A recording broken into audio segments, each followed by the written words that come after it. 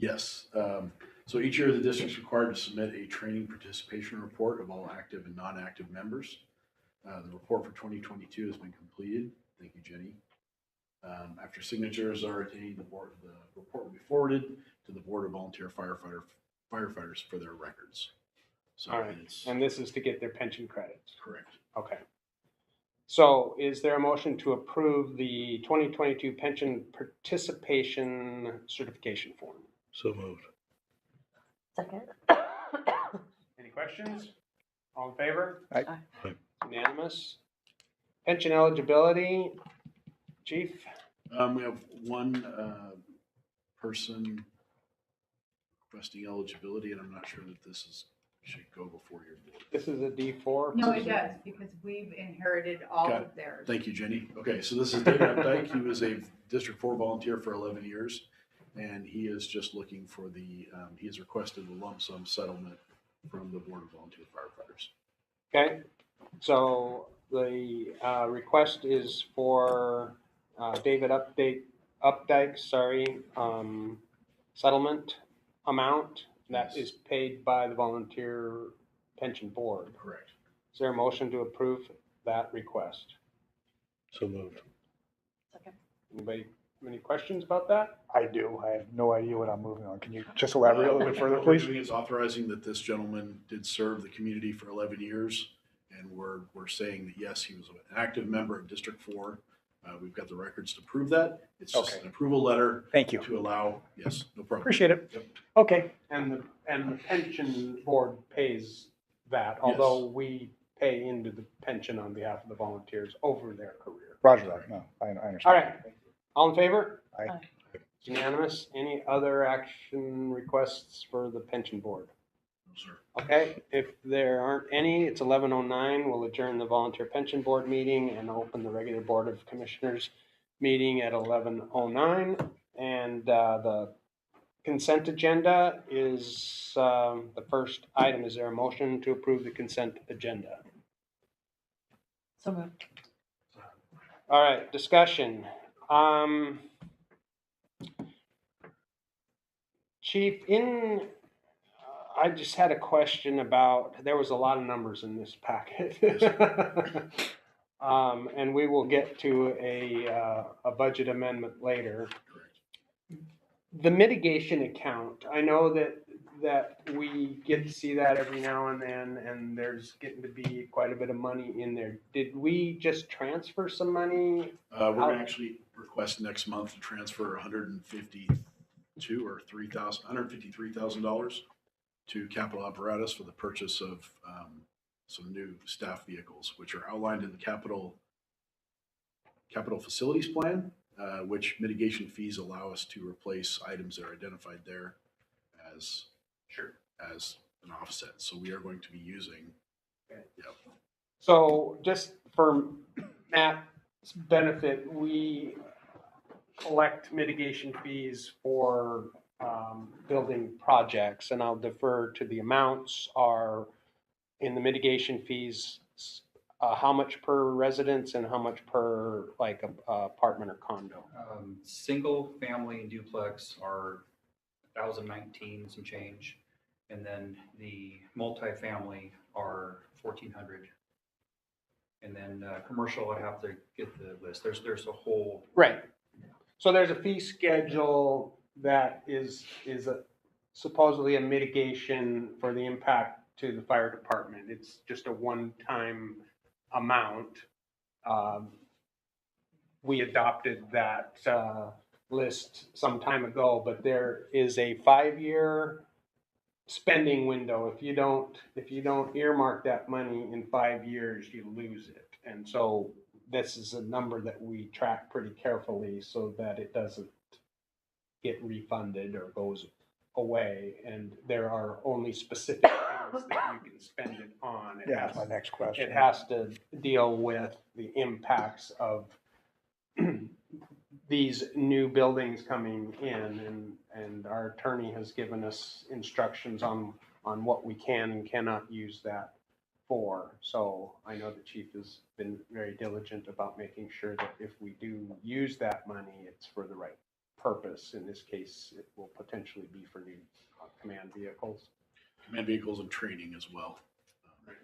And just outfitting some different, as opposed to having cars, we're gonna move to a truck model where, so we're not putting all our dirty gear inside of our vehicle as we Right. move around.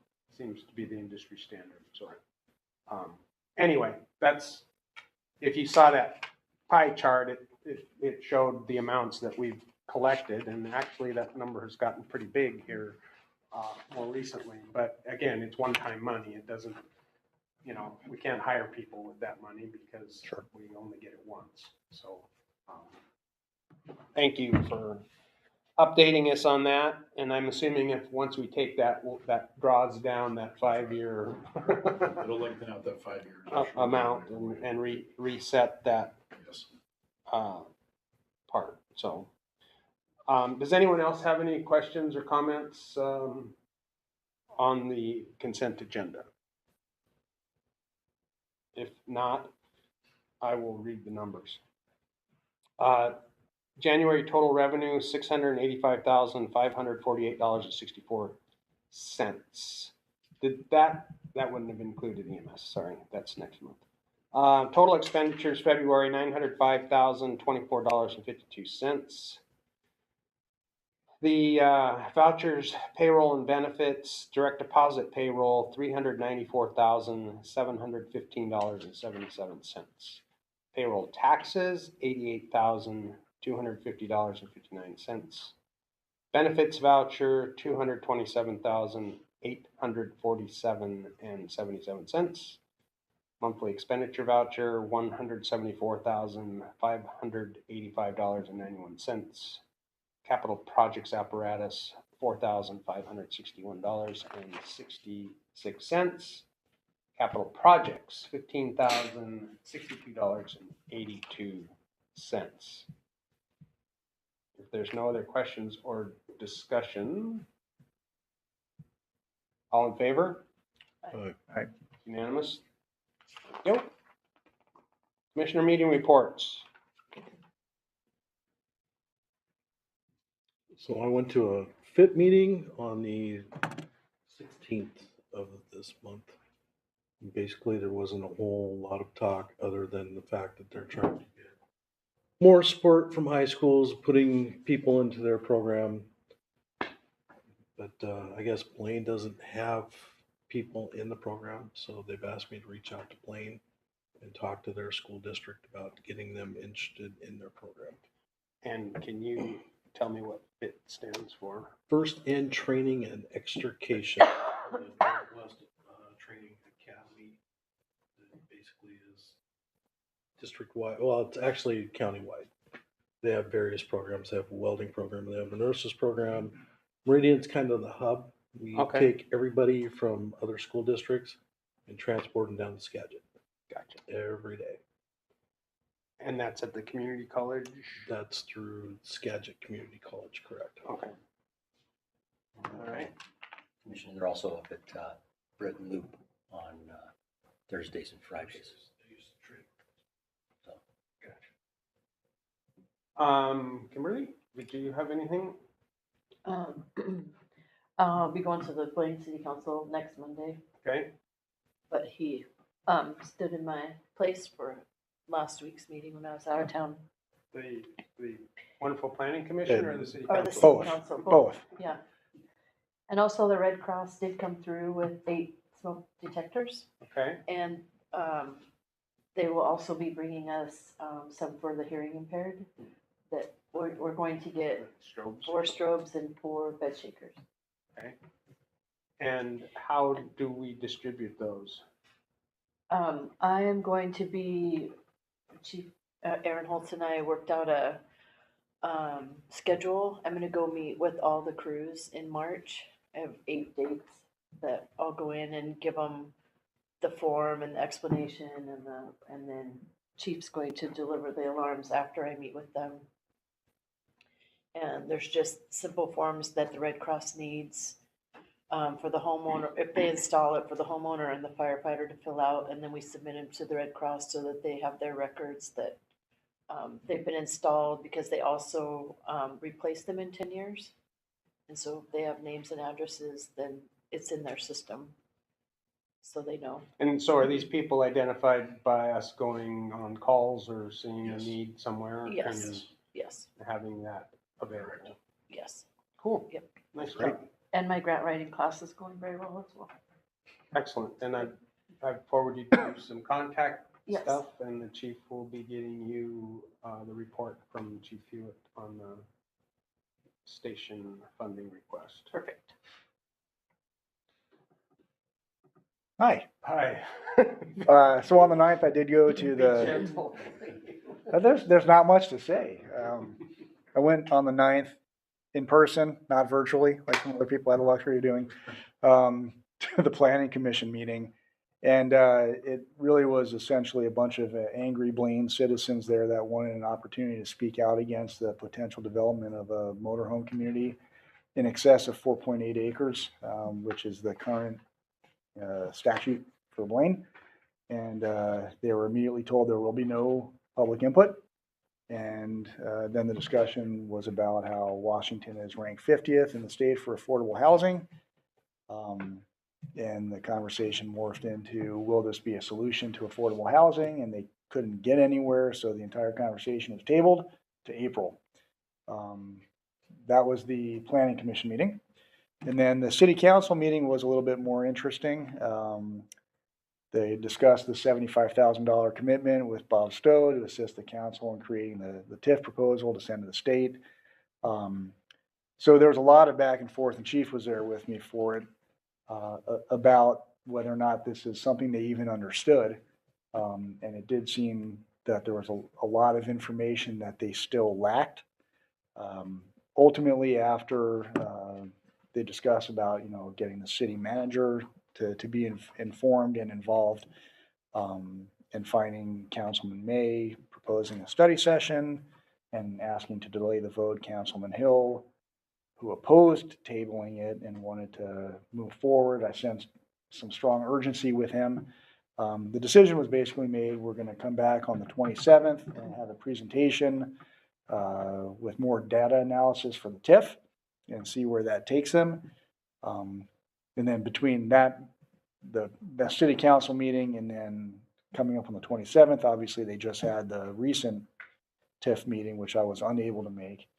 But really what I sensed from this, and I don't know if Chief is on the same page with me, is that there were people pushing for to get a TIF to state, because if they didn't get at least the framework into state for review, they would have to wait for a full year to do it again. So I don't know if the attitude was better do something uninformed now than informed and wait a year.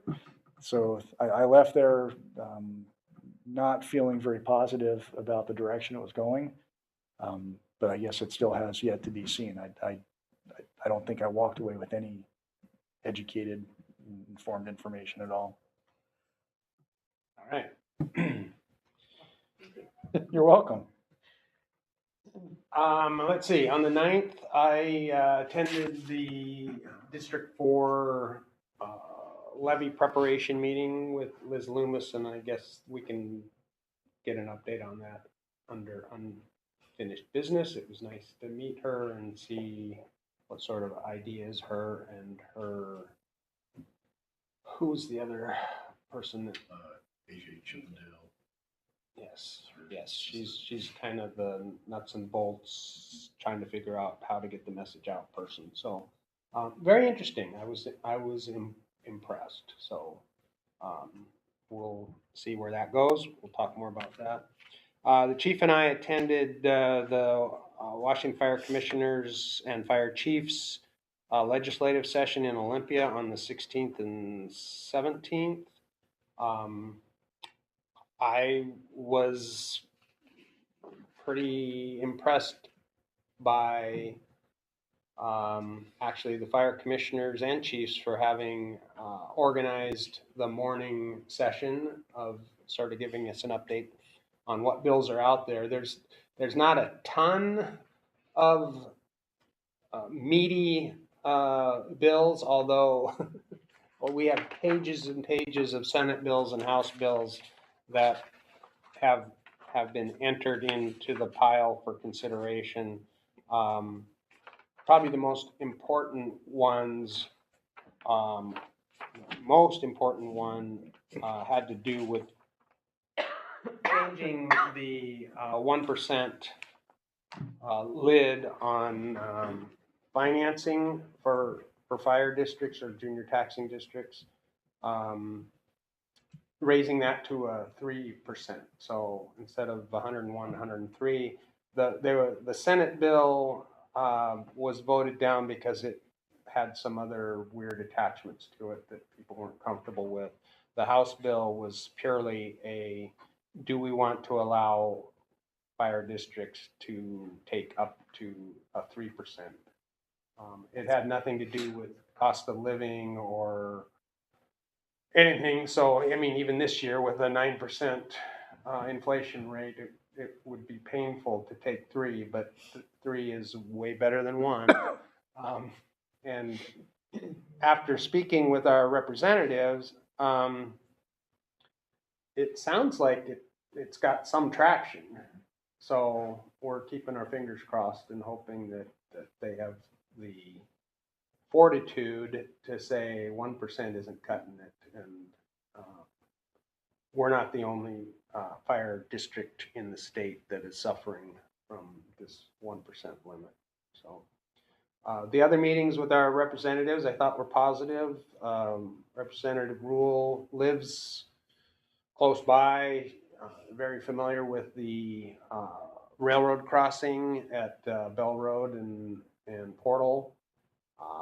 We made sure that they understood that the bridge over Dakota Creek was an important component of that, since it's aging and not on the top 10 list of being replaced, but it impedes our ability to move tenders and the ladder truck across. We have to get permits every year for our engines to cross there.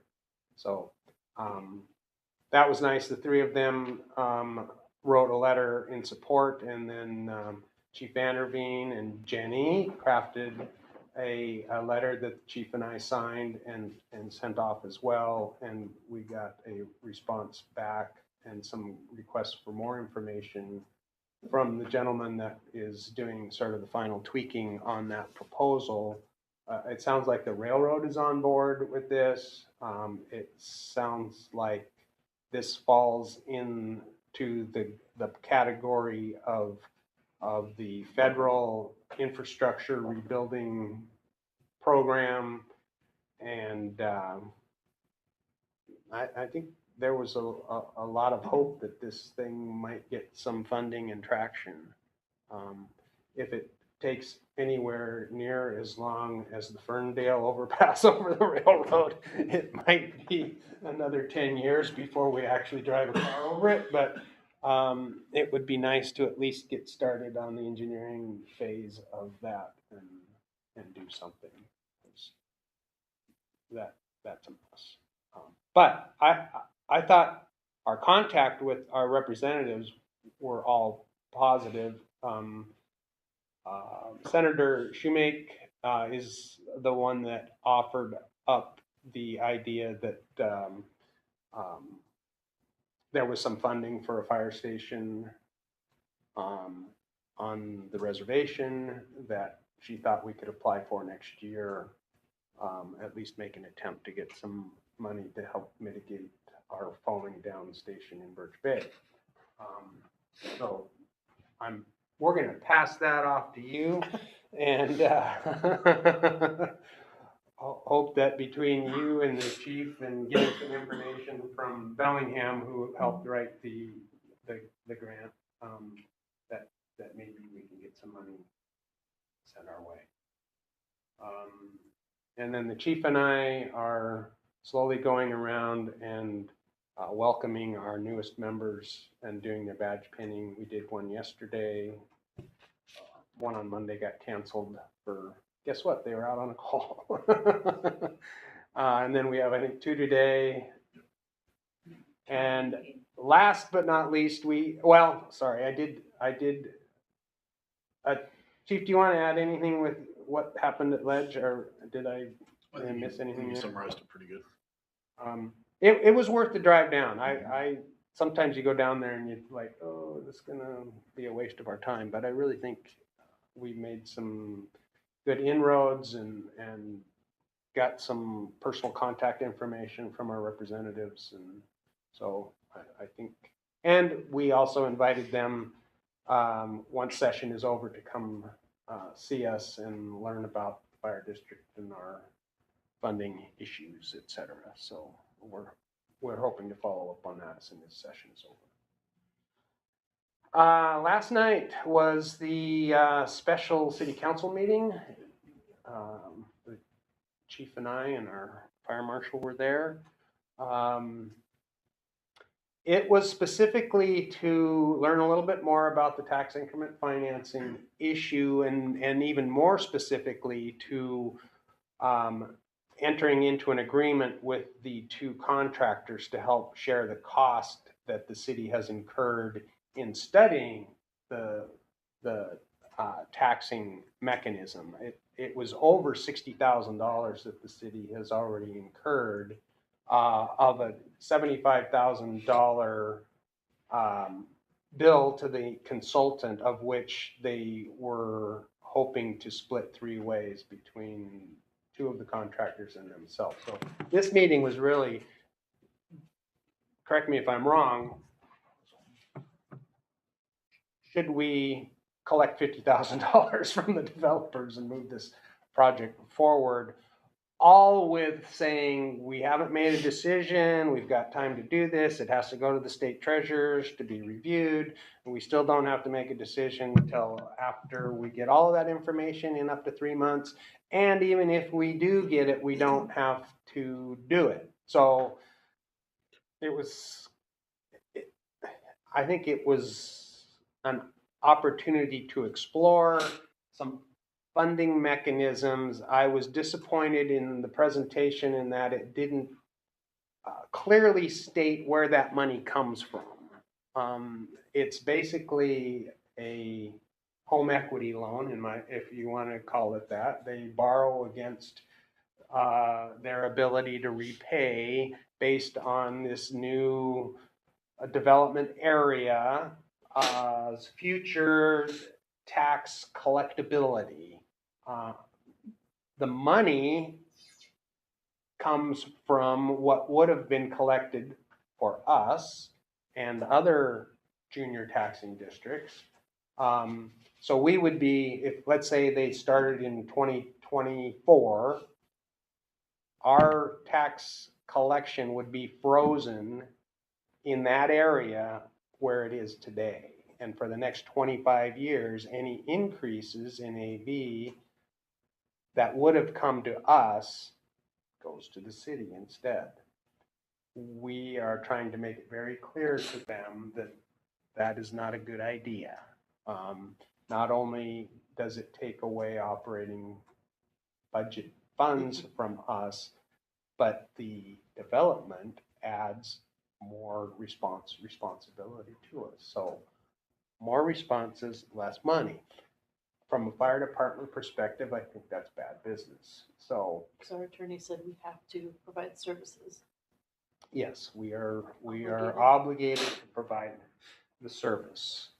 But we can only provide what we have available. So, I mean, yeah, we can provide service, we just don't have any service to provide.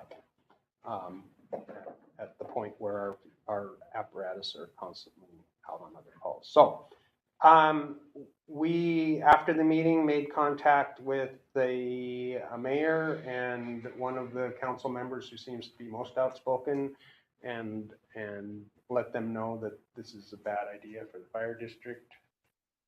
And we have a meeting scheduled with the city manager tomorrow at 3 o'clock. So, sorry, long-winded, but there's a lot of stuff going on right The now. new city manager. Yes, yes.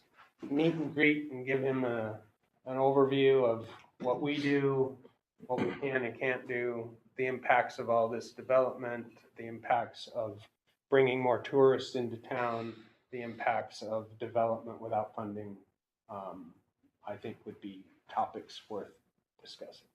So that's my plan, but chief may have a different. That's pretty much what I outlined on the phone yesterday. So anyway, that's where we are. Next item is the local 106. I see they are not here today, but I'm assuming they have a message. They wanted to say congrats and new promotions. We had a couple members that are going to get promoted here to lieutenant so after their successful completion of the assessment center. They wanted to say a thanks to Commissioner Rigberg and Chris Hollander and me for going around visiting the District 21 stations and taking a look at the facilities, taking time to do that. They're looking forward to seeing what comes of that. And then Mr. Brown, of course, but we still have concerns about Station 63. Why? Hey, quit braining. And that's it. Need a bigger tarp. I always wanted a sunroof in there. Got one. Thanks, Chief. I'm assuming there's no legal issues. We didn't have any contact from our attorney. Move on to unfinished business. District 4 update. District 4, as we said, met on the 9th. Moving forward, working on our outreach. We have secured spots for, we have secured 2 of the spots for outreach, which will be happening the week of March 20th. We're working on a 3rd. The one we don't have is in the North Shore area. That opportunity has fallen through. So we're desperately looking for a place to have, whether it's a citizen host or something, anyway, for an outreach meeting where the chair of the board will go before the citizens and tell them kind of what spot District 4 is in. This will be post the mailer going out. So they prepared a letter, and I believe Commissioner Hansel's seen. Have you seen the draft? Basically says we're out of money and out of options. Bellingham's not an option. Our options are the most economical option is District 21. They've been great partners for over a decade. They've been very supportive of us and lenient. They didn't think they used that word lenient, but they've been very, very professional. And they provide a great level of service. It's a level of service we cannot back down from. But if we don't raise funds, we're going to have to do it on ourselves because District 21 cannot any longer legally provide, sign that contract. So it's a call to action for the citizens. It's written very plainly. It's going to be a trifold that goes out to every single home in the district, every single address in the district.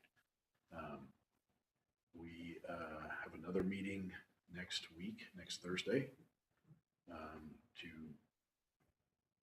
keep things moving. But we've got the mailer ready to go. We've got the postal clearinghouse ready to go. Just waiting on that one last date or spot. Spoke with the consultant this morning. We're gonna try a few magic tricks and see what we can turn up in that North Shore area. It will be interesting to see how this process works this time. I know that they're very more honed in on the residential properties and making sure everyone is going to get the message this time, and those that aren't in that district don't get the message either. So I think they've got some different tools than were used last time. In game though, what happens to them if they don't get their raising taxes? What's their plan B? Their plan B? They haven't discussed their plan B. They're Should putting. probably start discussing. I That should be part of their talks. I agree with you. Yes, that's a good point. Are you gonna meet with them at all prior to this, or? I've been following I'd like to know what their end game is. I'm sure they don't have one. Yeah. I'm sure they don't have one. But it probably would be worth making sure that they know that. I don't even know, I don't think anyone knows what the end game is if the public chooses not to fund your fire department. You're right, Commissioner Crawford, we need to get that on the agenda. I'll put it on the agenda. For Yeah, next- they need to come up with a plan B. for next month. Yep. Thank you, ma'am. WSRB, I haven't heard anything, I'll reach out to him. Sorry. I've been involved in other projects and I know it's done, I just don't know why we haven't received what we've got, so. okay. Facility, We'll do this in two parts. One, I'll go first. Like and what a then- duck. Yeah, I'll be the good cop and I'll let the chief Ward be the bad cop. Yeah, Commissioner Rick Berg generously donated a Saturday morning to coming out and taking a look at all the facilities in District 21 where we house staff. I'm not going to give you his impression. I'll let him do that. But it was a good trip, and it was good for him to get out and meet the troops. I would encourage everyone to do that, and I'm not sure how we do it logistically, but I don't hate his idea of holding a meeting at each station once a year. That's not an awful idea. I just don't know how we pull it off with Sure. technology. So, we did get the report back from the air monitor testing. I'm gonna let Chief Ward speak specifically about that. I will warn you that I took the report and put it in my briefcase bag, so I don't know if he skimmed over it. I think he skimmed over it a little bit. I haven't read it all the way through yet, so. But without further ado, Well, I'll hit that first. Stations are safe. Cool. The Wow. in- Air in- quality in- is in- safe. in a nutshell. Never We'll mind. start with the Crumbling station tower. 69. 69 is clear of any VOCs and mold. Dust is the biggest issue. Recommended that we buy some form of those HEPA filters, the big HEPA filtration units, and put those in the living areas so that at least it reduces the amount of dust in those areas. That unless we can do that within the HVAC system, which is not possible with as old as that building is. So that's 69. 63 was the same thing. No VOCs in any of the living quarters. They were measured in the billions, and so I mean we're in the billions right now as far as VOCs go. So that's natural air. You go outside, it's in the billions. So very little amounts. Again, dust is the biggest issue at 63. Cramped quarters in there make it a little more musty. But again, no mold was really detected at 63. And dust was our biggest factor there. Fortunately, with the leaks that we've had in that building, that was a concern that, there's mold in there. And there is mold, but it is not mold that flourishes into any kind of respiratory or health hazard. You hear a lot of people go, well, it's black mold. Well, most mold is black, but it's the type of mold that it is that creates the respiratory and the health hazards, and none of those samples came back positive. 62, that's the scary one. Although the air is safe, there is mold in that building enough to where it measured, again, not the bad mold, but mold itself is measured in the air itself, just because that building is damp. There's no ifs, ands, or buts about it. but isn't currently occupied. But it is not currently occupied, yes. His recommendation there and in all the buildings was, one, get rid of all the carpet, because that is nothing but a magnet of dirt and grime and dust and all that stuff that we're bringing in and around. Obviously 62 would be, needing some major work in it to help the exterior envelope as well as the interior envelope, making sure it's safe for occupation when we decide to do that. Talked about the point capture system needed at 62. He did commend us on having the point capture systems in all our stations. He says that's a huge positive for us to keep the VOCs and hazardous chemicals out of the areas that we live in. Obviously, there's areas that you can't control, but he was pleased that we moved the beanery from 63, from where it used to be in that small room that's now the yoga studio, to the front, because it gives us a little more buffer between the bay and the living areas.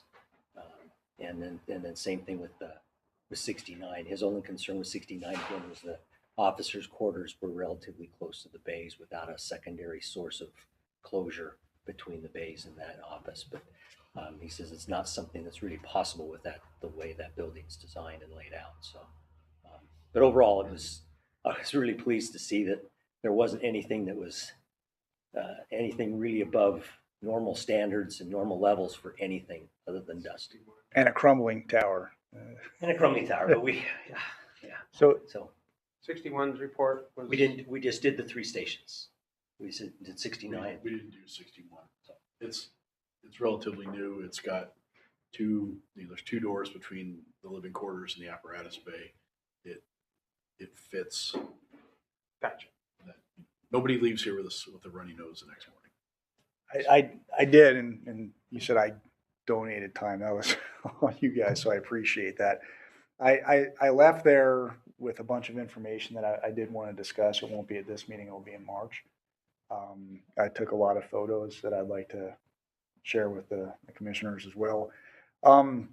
To me, it seemed fairly apparent that the firefighters and staff that are in these stations are making do with some fairly untenable situations, and they're doing it to the best of their abilities. So please pass back my thanks to everyone for all of their efforts and the sustainability that they're putting forward in the stations. However, it isn't sustainable. The things that I have seen are not sustainable, and my heart kind of goes out to the people that are living in conditions where ceilings are caving in on them and they have to wear hard hats going into a training facility that they shouldn't have to wear hard hats going into. I saw things that, to me, from 20 years of law enforcement, a police station and a fire station are the same thing. They're pillars of a community where everyone looks to for hope in really crappy situations.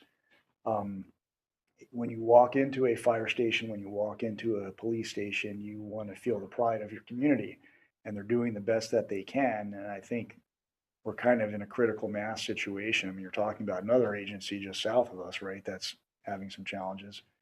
I don't want that to be us. So there will need to be some significant discussions fairly soon with the commissioners about finances, and triaging where the repairs need to happen. I don't think it's a fair solution to say, Chief, we need to repair X, Y, and Z, and he has to make choices between like the ceiling falling off or doors falling off. We need to be thorough in what we do.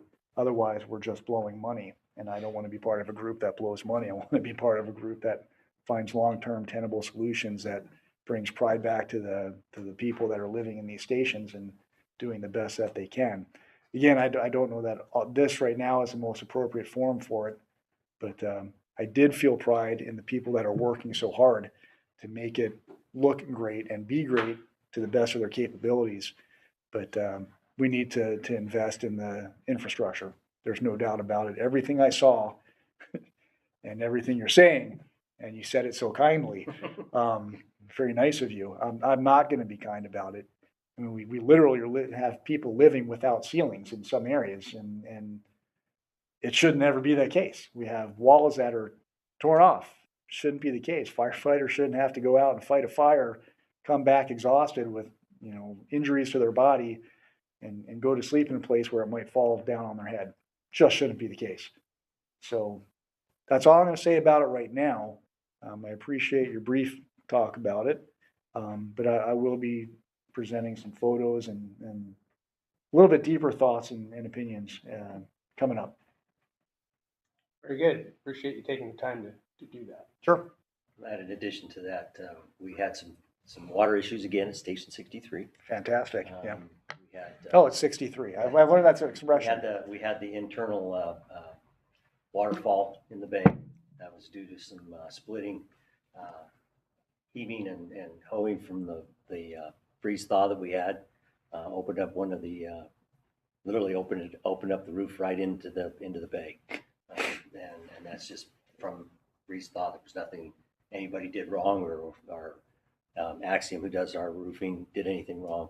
They were out and they got fixed. It has sealed. It's sealed and it was successful.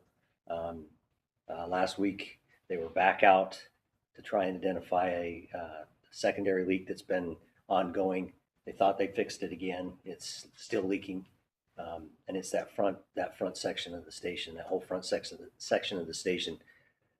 Their recommendation, it needs to be torn off and replaced. There's no simple way. It's foam insulation with tar on top of it, and the problem is the foam insulation has been saturated for so many years. You can't identify where it's actually leaking in. They've done every repair they possibly can to the drains, the scuppers, anywhere where there's a potential for water to get in. But, water will get in 20 feet away and it drips, not in the normal spot. So it's tough to track down. And without ripping it off and putting new down and doing it a proper repair, they're just chasing their tail. So, and that's unfortunately where we're at on that station. Give you an update on 62. We're kind of in hold. We've got the plans and everything all ready to go. If we decide to move forward on an exterior remodel on that, we'll go out for RFP. Highline has already given us information that they will be able to give us proper documentation to be able to go out properly, so that anybody would like to bid on it would give us a reasonable bid back on it and not be confused. Station 72, I'm waiting on one more bid. We are just getting 3 bids, even though we're going to use the Small Works roster. We want to make sure that it makes the audit, keeps the auditors at bay, that we're not stepping out of bounds, and that we're doing due diligence to make sure that we're getting the best costs for what we need to do there. So, Do you have a timeline on that one?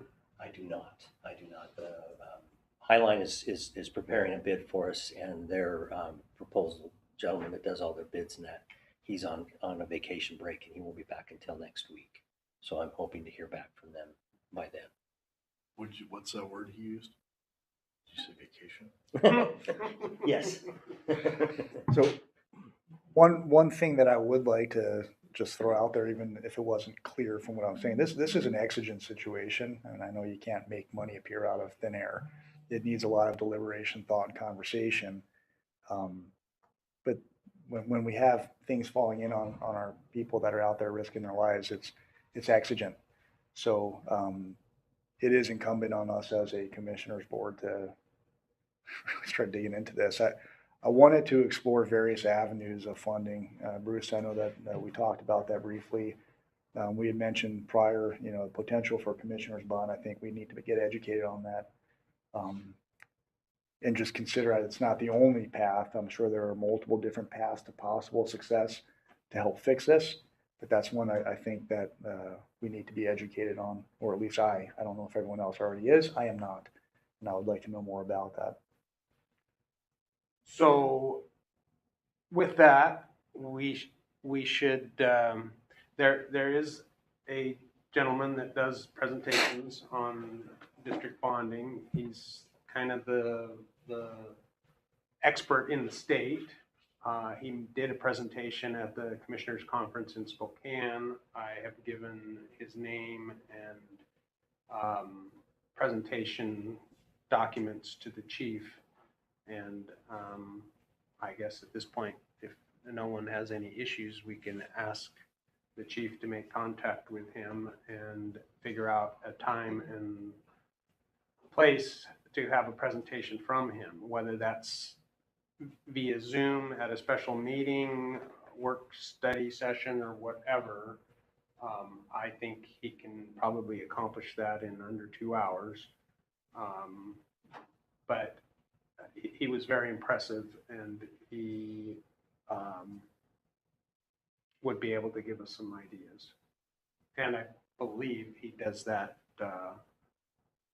without a fee, especially hoping that Yes, you it's would. The best kind of you agreement. Based on the nature of the request. figuring that you may eventually want to borrow money and he could help you arrange that. So, I think that's an excellent idea. so, you know, what you're talking about is how do you get money immediately and, you know, it's not immediate, but it doesn't require a vote of With exigency, not immediate. the public. It's a commissioner, what's the right word? Commissioner indebtedness. That's a terrible one. Yeah. I like bond So better. you pay it back. Basically, again, it's like a home equity loan. You're borrowing money against your future ability to pay it back. And it comes out of your general fund. So you have to decide how much can you afford over X period of time with the hopes of eventually getting the public to support and maybe either help you pay off that bond early or do some other funding things. So, but I wish I could remember the gentleman's name, but Yeah, I can't. Chief, if you could make I will reach out to him, yes. get some ideas of when he might be available to do that. And then Jenny, if you could let the board know when we would be available to listen to that. It certainly would give us a couple more tools in our very small toolbox to work with. Thank you. Yes. All right, anything else on facilities? Tiles are all still here. No, that seems like enough. Well, I mean, yeah, thank you for keeping an eye on things. I think the crews know that we're trying to do our best to mitigate this stuff, and we're looking for any buried coffee cans or anything in the backyard. But 63 has always been on my radar from when I first started here, and it's just continues. I cringe when I drive by that station. I just like it needs to be fixed. I don't want to see a blue tarp on the roof. But anyway, BLS refund allocation. Chief, please offer us some good news here. After much waiting and anticipation, we did receive our BLS Hey. allocation as well as our equipment reallocation or reimbursement for equipment that the district spent putting the power load units into the 8 cars. So we received a total of $883,994.29 from the county early last week. It's been deposited, checks have cleared. One project that's done. Finally, thank you. And now we can move forward with billing them for this year's. It's on the agenda So- for today's chief's meeting this afternoon. Okay, so in this new levy cycle, there was some BLS money allocated, and it requires proof with vouchers. And I think the chief would agree that the sooner we submit those vouchers, the less length of time it will take to get reimbursed for them. This last round took about a year, so it would be nice to get reimbursed this year for our expenses this year. So, thank you. Yes, finally, check something off. All right, we need to find out what you guys want to talk about at the planning meeting, which is March 11th. It's the 11th, right? And did I read it correctly? It's at 8 a.m. Yes, Can we do 6 a.m.? I would do 6 a.m., but no, just you and I, Here at 61. Yes. It is a special meeting, right? Yeah. And so it's open to the, Study session, it's a yeah. study session. It's open to the public. We've been invited labor and anyone else who wants to attend that, but we need to sort of solidify now what we want to talk about at that meeting. And I know that I'd like to do a presentation at you that wanted meeting. to do something with tiramisu and. I do request tiramisu. Travesty that we don't have it here. Anyway, so as everyone was kind of talking about things that were going on here, I think this stations and either repair issues and or rebuilding issues or figuring out some ideas with that and get your presentation on the state of the stations. Correct. The funding piece, I don't know if the bond funding ideas would be available by then, or probably be too hard to Yeah, put in it may be presentation. too hard. Yeah. But I think we need to discuss what our options are. I mean, levy lid lift is certainly right up there on the need for 2024. Grants, which we have made some contact with people that might be able to help us. Thank you for doing that. And then commissioner indebted bond option, which in my mind is a short-term stopgap, get this stuff tenable, and then repay ourselves through whatever cycle we can convince the public to help us with. And then I think we need to talk about our plan for the levy lid lift cycle. And I don't know if you have made contact with Liz Loomis regarding a potential help for us, or if we could get on her calendar to decide if she wants to take this project on or not. So I don't, if you see her or have I will. an opportunity to ask if, once she's done with District 4, if she wants to Take us on. dive into District 21.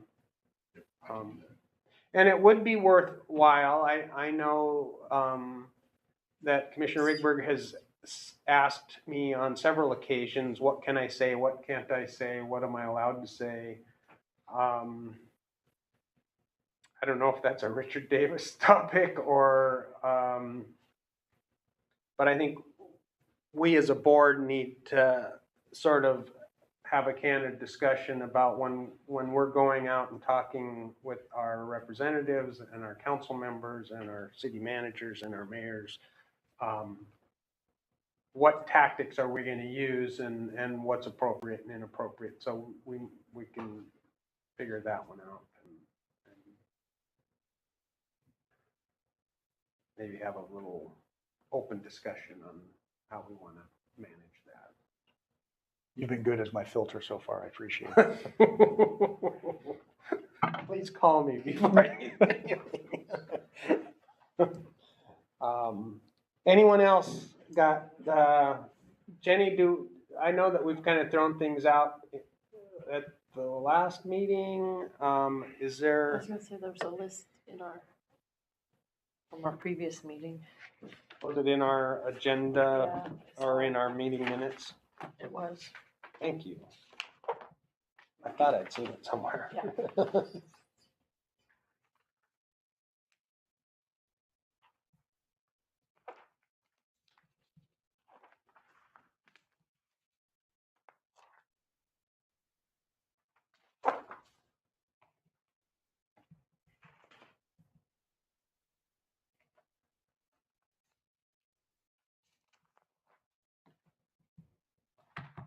Okay, here we go. Goals and directions from the board's perspective.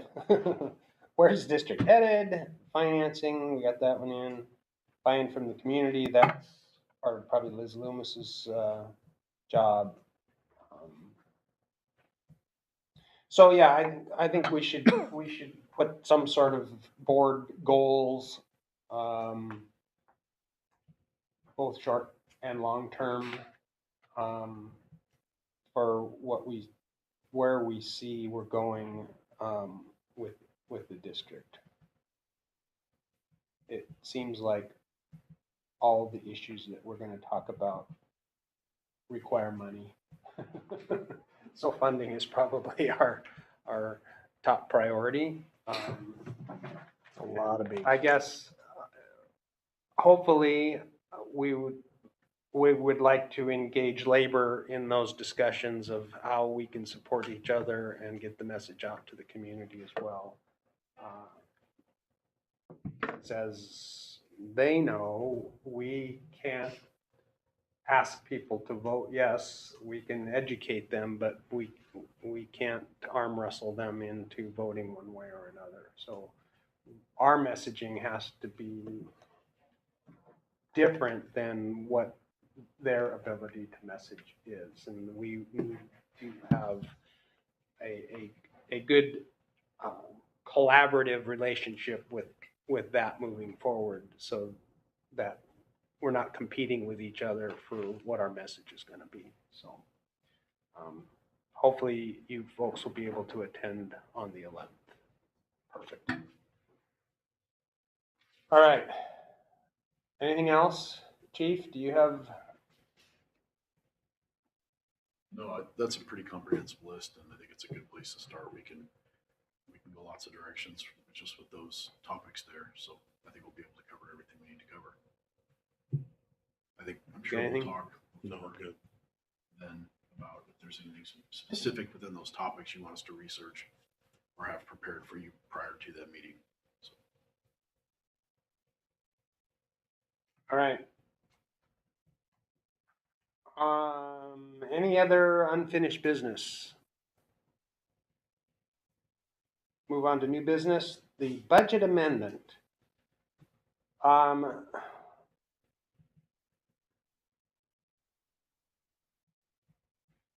Chief, that was a really large amount of paperwork.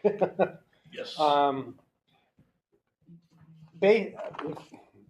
The Reader's Digest version is probably for Matt more than anyone else here, but we adopt a budget and we tell the county and go on record for the auditors as to how much money we expect to collect and how much money we expect to spend, and we sign a document that says this is what we're going to do.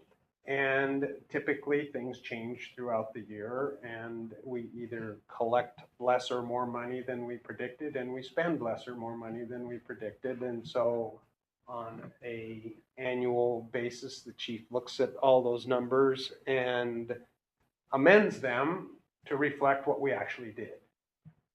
That that perfect. It's a nutshell. So this bunch of pages basically is what I just said. Exhibit A defends the board action request that's in front of you today.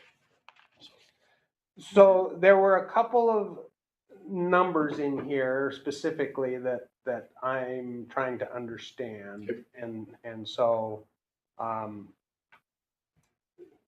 there's the big flyover number, which says we actually collected a little bit more than we spent. Is that true? Yes.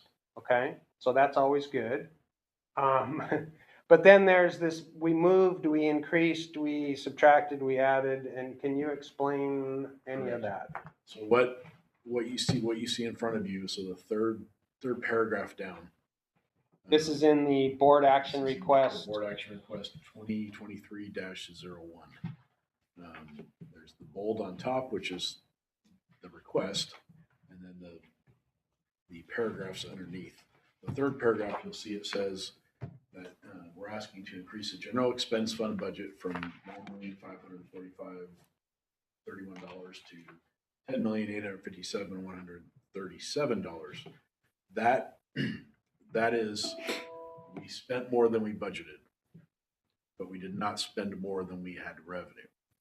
So with the addition of the 6% plus the incredible amount of overtime that we incurred last year, we had 5-6 vacancies appear mid-year with people leaving. So we incurred far more overtime than we ever thought we were going to. that's what pushed us beyond the, those are the two big ticket items that pushed us beyond our budget for the general fund. Now, you start to get into the other stuff where it says the capital projects fund will be increased from $64,500, that's what I budgeted, to $74,982, which is what we actually spent. These were, we staff cannot take from capital without approval by you. And it's, so it's all above board. We're not doing anything weird with money. Move on to the next one. Capital Facilities Fund would be increased from $50,000, which is what we budgeted for it, to $63,853. Capital Apparatus Fund would be increased from $265,000 to $1,045,570. And just as a reminder, that was to An cover, engine. An engine. So that paid for an 8-car and an engine. right? The reserve fund would be increased from 0 to $1,750,000, and that means that I had budgeted no money to go into reserves. Or excuse me, we had not planned to take any money out of reserves in the budget, but what we did, we took $1.75 million out of reserve and moved it into capital apparatus. Okay, and then that money, and then you see that money in the $1,045,500 or $1,045,570. Sorry, dry mouth, tired, and too many numbers. So, and it's in parentheses, transfer out of capital apparatus fund. So that money went from reserve to capital apparatus and then out to pay for an engine, which we prepaid for to get the $60,000 discount, as well as there was already money in there prior for the ambulance that we spent. The LTGO fund would increase from 0 to $45,726. That was, we had not budgeted to move any money out of the LTGO fund, but it was kind of like it had been bugging several members of the board that we just had this LTGO money sitting there and it didn't go anywhere. So we moved it from LTGO to just general reserves. So And that fund is an old bond fund that has been paid off, expired. This is money that trickles in from tax As early as we can get collections that were delinquent or whatever. So Correct. When a property goes into foreclosure and somebody buys it at auction, all the taxes get paid. So this could have been a property or two where people owed the money for years and years and years and not paid their taxes, walked away from a home. The land sells, everything comes due, and so they have to pay back all those taxes that are due. So I guess the confusing part is, why if we've paid off a bond and it's gone away, is there still money coming in? And it's just the way our taxing system works. Very efficient. Okay. So are there any other questions, comments, or concerns? All of the supporting documents and numbers, and thank you to you and staff, and I'm sure Benita for putting all these numbers together, allowing us to have total transparency. They were highlighted. Yeah, I like the highlighted parts. That was very There's a nice. lot. The red herring. But That's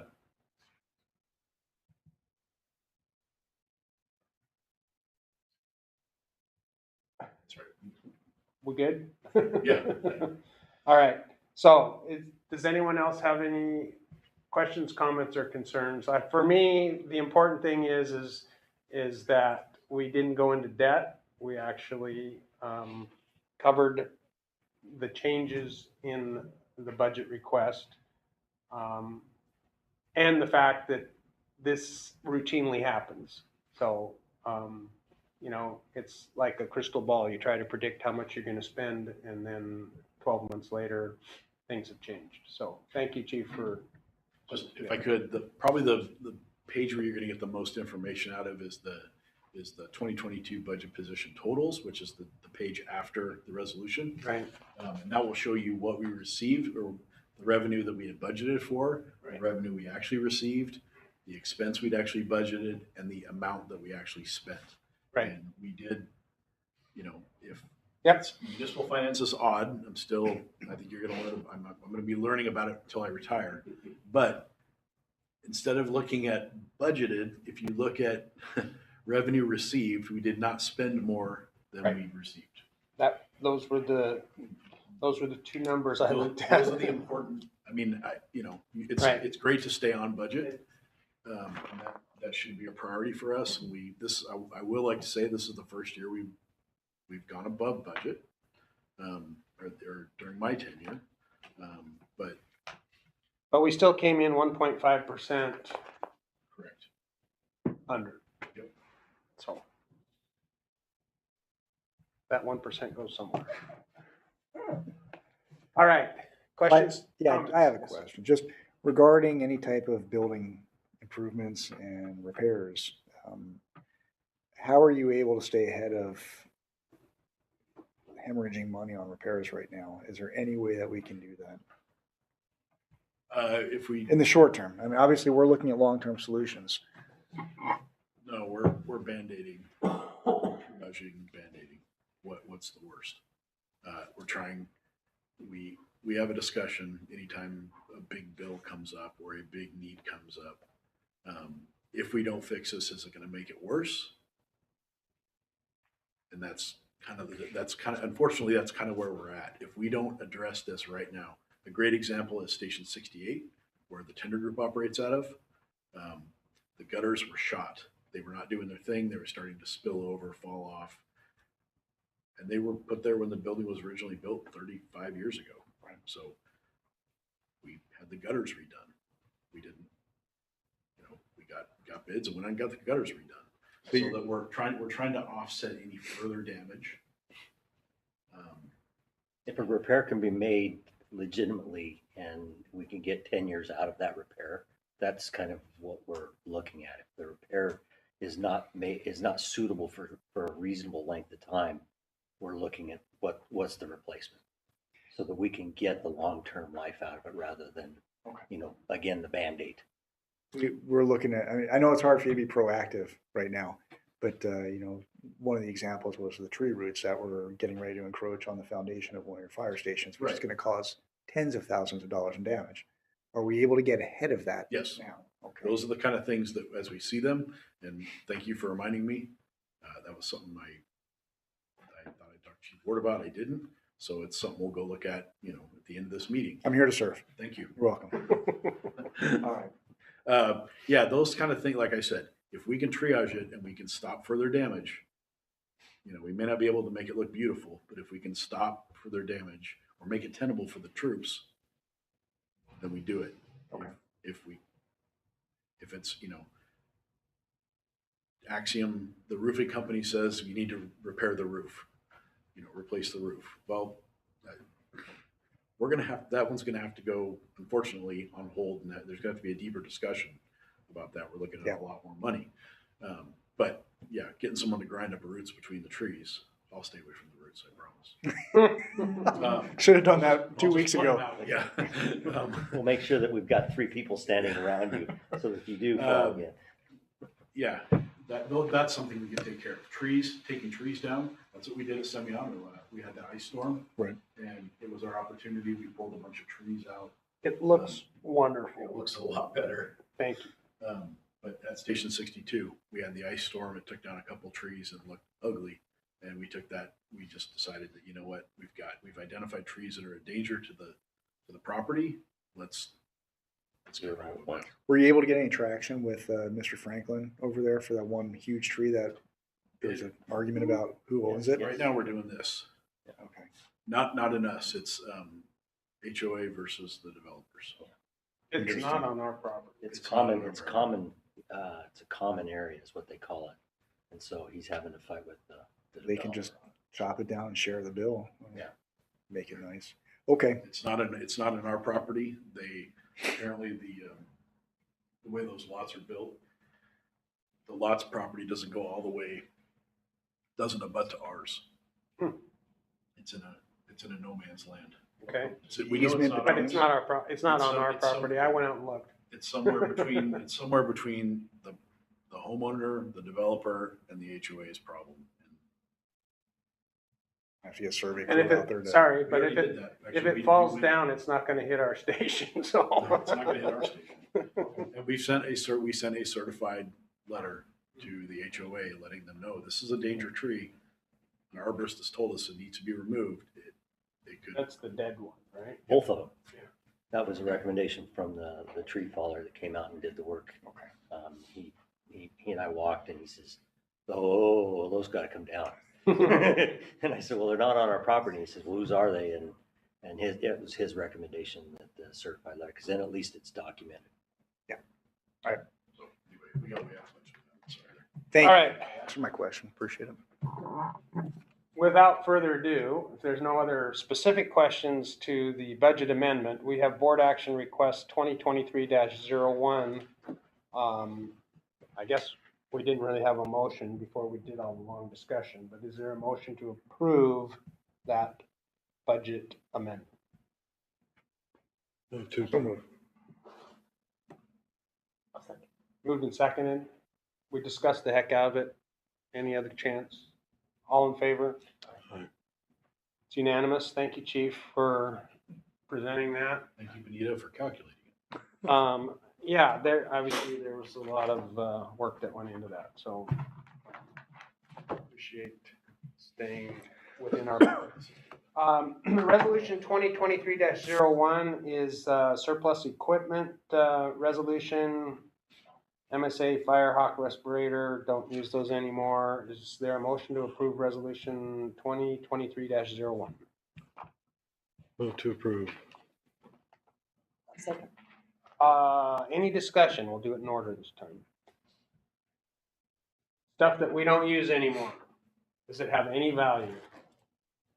Perfect. All in favor? Aye. It's unanimous. Sorry, I should have said for the record out loud, no, instead of shaking my head. Sorry about that. It's all right. You're recorded, so we can see it.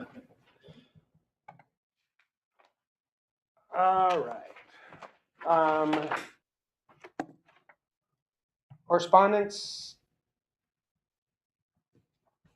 We've had some fires. Sorry, I need to go on record about the Blaine Middle School. This highlights our inability to provide protection to our biggest assets. And it's no fault on our employees or the fire chief. It just demonstrates how close to the edge we are as a fire district. Had Chief Vanderveen not been doing a kind thing by helping some neighboring people get back to Canada who were transporting an aid car that broke down, he would have been coming from Linden, but happened to be very close to the location of the middle school when a commercial automatic fire alarm came out and it was upgraded to a structure fire response. So there was a fire in the school. There is one school in Blaine, and this could have burnt down the whole friggin' school had there not been automatic sprinklers in there. And my understanding that there was a short in a microwave in the kitchen, which actually caught fire, which actually ignited cabinets, which actually spread fast enough and hot enough to activate a sprinkler head, which actually extinguished the fire and did its job. The chief arrived. He was the first fire department apparatus on scene by himself. Made sure that the building had been evacuated properly. Our two closest units, Blaine and Birch Bay, were transporting patients to the hospital. The first arriving engine company, 69s came, and I believe Ferndale. 42 was the first. So Ferndale, 42 was the first engine there. Correct me if I'm wrong, it was 15 minutes to get our first unit on scene. Between 12 and 15 minutes to get the first unit on scene. That is just, I after you told me that, I woke up at 3 a.m. just going like, holy crap, we dodged a huge bullet here. And I've been saying that for 6 years since I've been on the board, that we are one call away from a horrible outcome. Thankfully, this building was sprinklered, but if this doesn't make us, help us get the message out to the community that this could happen anywhere. This could have been a house with kids in it. This could have been a commercial structure down in Blaine that takes the whole block out. This could be down at the marina that takes the whole marina out. We do not have, I will go on record saying, I do not believe we have adequate resources to protect the properties that we currently are tasked with protecting. It's our job as a board to try to figure out how we can improve that. But thank you, Chief, for your response, and the firefighters who go out there every day knowing that the resources that they need aren't readily available. So that's my soapbox. If I could, Sir. I'd like to point out we've had literally multiple fires since then. And it's been the case every single fire, that at least one unit, one of the closest two units have been out of service on a medical emergency, which are important. We need to cover those. That's what we do. But we're having our engine company show up, and I know that most of you know this. They're showing up without backup. So, and we're minimally staffed. We're at 3. So technically we can't go in. They can't do anything. I mean, there's things they can do. They cannot go interior and attack a fire and put it out legally without 4 people on scene. And right now it takes about 12 minutes to get 4 there. We've dodged a bullet a couple times. One time we had the medics were around the corner and they arrived and we counted them as 4, and the crew went in and did their thing and it saved a house. But we have had, and since the Blaine middle school incident, we've had all of our crews deal with that every single day.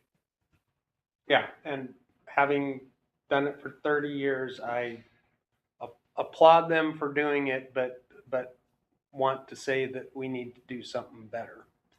And I'm committed to that. We're just trying to figure out how to get there. So, anyway. Thank you. Certainly. Next meeting. I'd go into the other call, but it's probably HIPAA protected. Yes, it is. Went right over it. March 16th is our next regularly scheduled meeting. Is that okay with everyone? Let me triple check. Yes, yes, yes. Stand by one.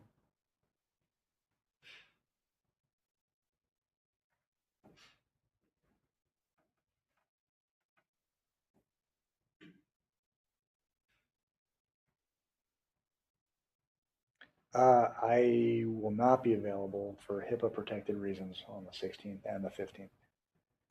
Okay. I'd like to be here, but I will Not not be in any, Zoomable either. I don't think I'll be in a coherent state.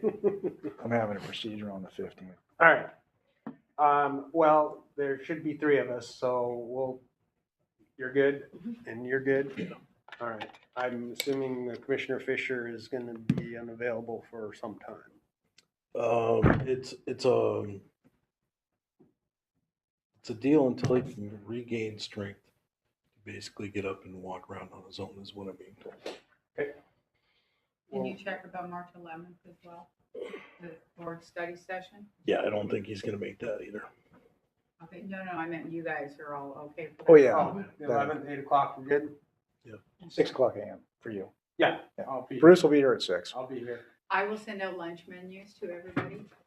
Thank you. You know what? I'll unlock the door, so when you get here, it'll be. Okay, I appreciate that. Thank you. And then we figure 4 hours. At least, I think we said 6 at the most. 6, okay. No later than 2. Chief leaves at 2. That's what I promised my wife. So. Fair enough. All right, agenda items for next meeting. We've got, continue with the District 4 update. If there's something on WSRB that we need to know about.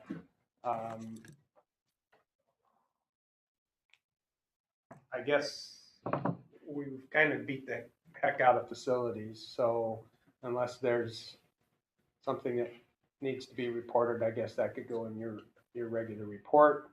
BLS comes off, the planning discussion topics comes off.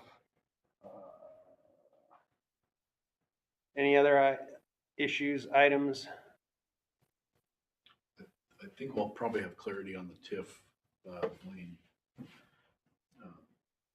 TIF. I think they're gonna move forward, from what I heard last night, they're gonna move forward with the process. It doesn't mean they're going to use it, but they are going to see if it's doable. But yes, we can. I don't know if you want that on the agenda or not. Well, I think it'd be under commissioner meeting reports. If you guys are gonna attend that, so you're both going to that on Monday? On the 27th, Yes. I was planning to be there. I'll be there. Well, you don't have to. I I will be there. I'll be happy to be there. you know, I'm just asking. He Your said that, choice. he said that was good and cheap. I'll All right. start throwing stuff. So we're good there. And then we need an executive session. There won't be any action taken after that executive session. For RCW 42.30.110 subsection G, to evaluate the qualifications of an applicant for public employment or to review the performance of a public employee. 15 minutes. It's 12:30. We'll be back at 12:45. That is punishment.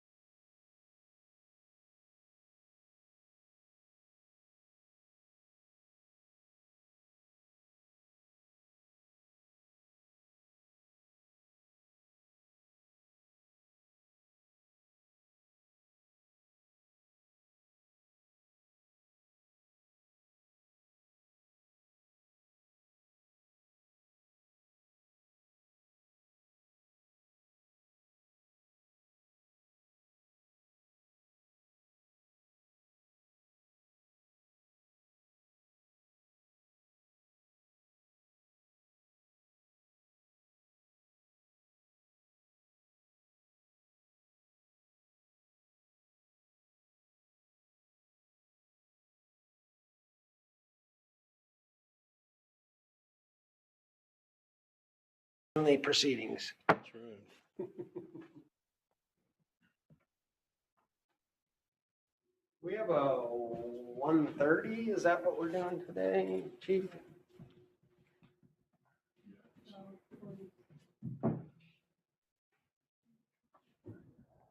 Proceedings. Sorry. Let me know when we're back on. We have a 1:30, is that what we're doing? We're back on. It's just I don't have a picture for you. Something again has happened. 2 o'clock? At 69, and then we're going to 63. Back on, executive session's over, no action will be taken. 12:47, we got documents to sign. I'll make a motion to adjourn. Second. All in favor? I, Meeting adjourned, thank you, everyone. Yes, ma'am. My attending class, does that go on here? As, the meeting, yeah.